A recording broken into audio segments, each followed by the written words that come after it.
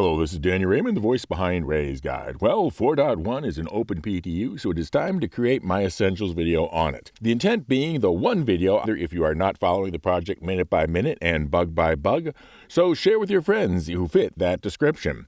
First, item recovery, Tier 0. This is a heavy controversial feature, with each type of player having their own reason for wanting to get to Tier 1 ASAP. But in 4.1, what will be happening is that you will be responding with everything that you are wearing and attached to the outside of what you are wearing, like grenades, med pens, and magazines. However, anything inside of what you are wearing, such as your backpack and armor pockets, is not. And meanwhile, out there in the verse, where your corpse is, the armor and weapons are visible but not lootable, but the stuff inside and the attached things like grenades, med pens, and ammunition are lootable.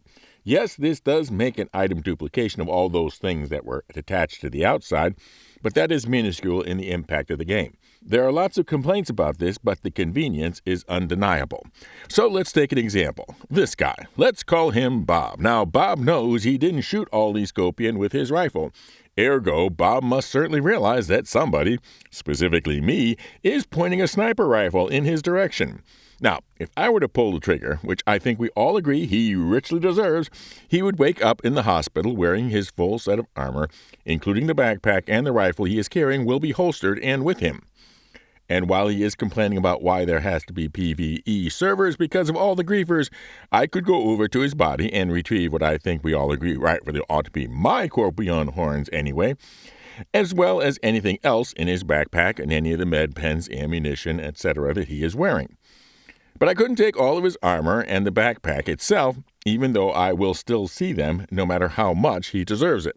But anyhow, shooting Scorpion brings us to second, Wikelo. Hello, Wikelo.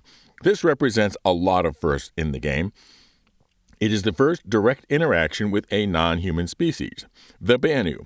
And the Banu are just the right level of strange and relatable for a good science fiction alien.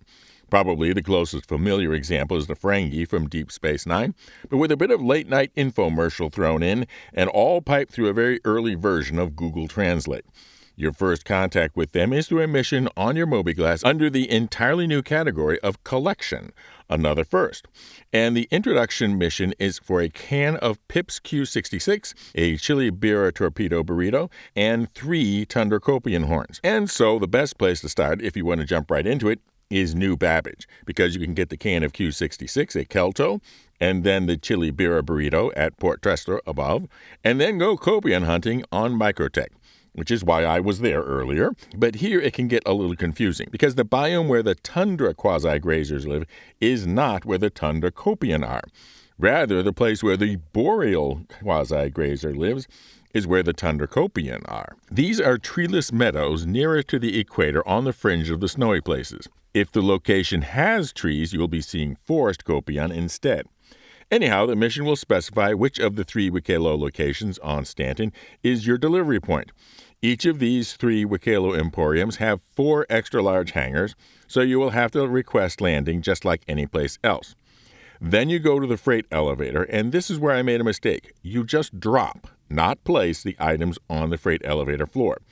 Then you lower the elevator and you will get your payment and some merch. Now, honestly, to drop the items just anywhere on the freight elevator is clumsy and kind of troublesome because the other debris is cluttering the elevator floor. They really should have something smaller, more like the old delivery boxes for this mission. Anyhow, if you do remember to drop rather than place, you will get further missions in what can be described as a new career path in the game, with its own reward structure of trading unique items, particularly gems and minerals, for favors that are then trading the favors all the way up to a variety of ships. Speaking of ships, number 3 is some pretty significant changes to ships. The first was really exciting when I first heard it, but in reality is less so. And that is that the side doors of the Caterpillar now lower all the way to the ground. The problem is that there are only 2 positions, all the way closed and all the way to the ground. So if you put something on them while they are lowered to the ground and then lift them, it flips them uncontrolled into the bay. The eventual door fix for the Caterpillar needs to have 3 positions, closed, deck, and ground. So you can drive a vehicle on the pad, lift it to the deck position, move it onto the ship, and then close the door. But more useful is the fact that some ships are now having one or more of their turrets set to act as pylons under pilot control when they are unoccupied. This makes them more soloable, but also changes which turrets you may leave empty on a semi-fully crewed ship. Specifically, the ships are, first, the Reclaimer. The huge salvage ship has 6 remote turrets, each containing 2 size 3 weapons, Panthers by default. The pilot can control the front left and the front right, which in theory could reduce the crew size of a fully staffed one, but is still a big, clumsy beast. The Carrack has 3-man turrets on the rear, underside, left wing, right wing, as well as a remote dorsal turret.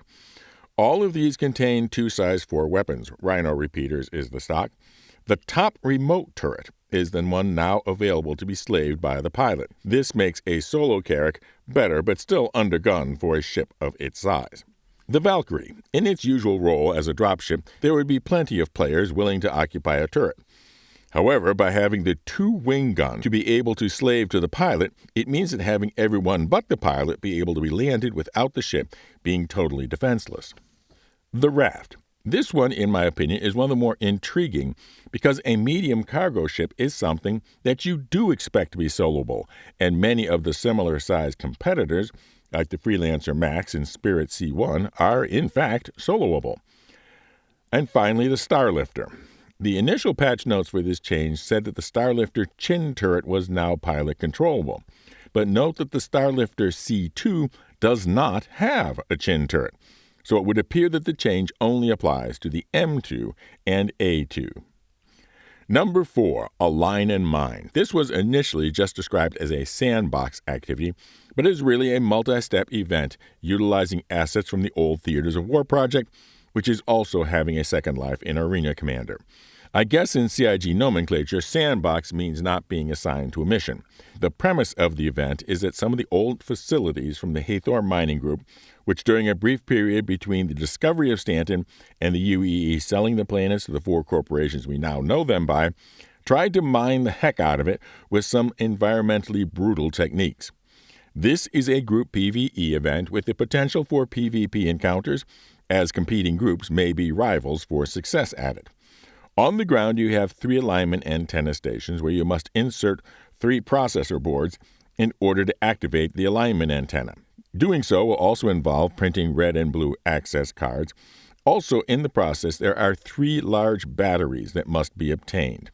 With all 3 alignment stations online, the 3 batteries can be delivered to the orbital station, and then a giant mining laser can be activated, which will open a cavern into the ground, the mine part of it.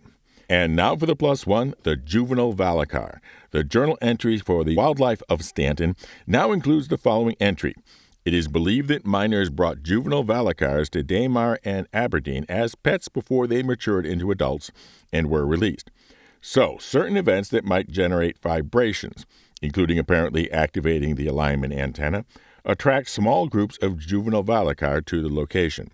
I won't get far into the data on them as they are still evolving, and I haven't yet personally encountered them. But they are a very interesting addition that whets the appetite for someday seeing the adult Valakkar and the eventual apex Valakkar that were demonstrated at CitizenCon last year. Also, as a footnote, there is still 1 card on the roadmap for 4.1 that has yet to make an appearance, and that is the new type of space combat mission. I have no idea if this will be a very late addition to the PTU, slipstreamed into live, or postponed to 4.1.1. Now for an update on our giveaways. We have our giveaway for the Raise Captains members are a pair of VKB Space Combat Edition joysticks that's ready to be wrapped up.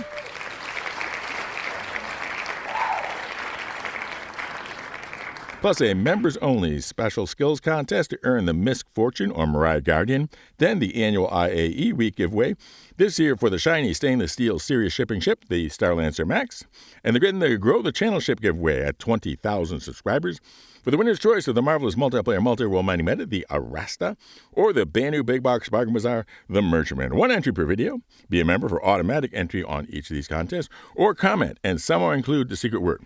And the secret word for this video is who richly deserved to be shot. Fly safe, keep it real, and I'll see you in the verse. This is Daniel Raymond for Ray's Guide.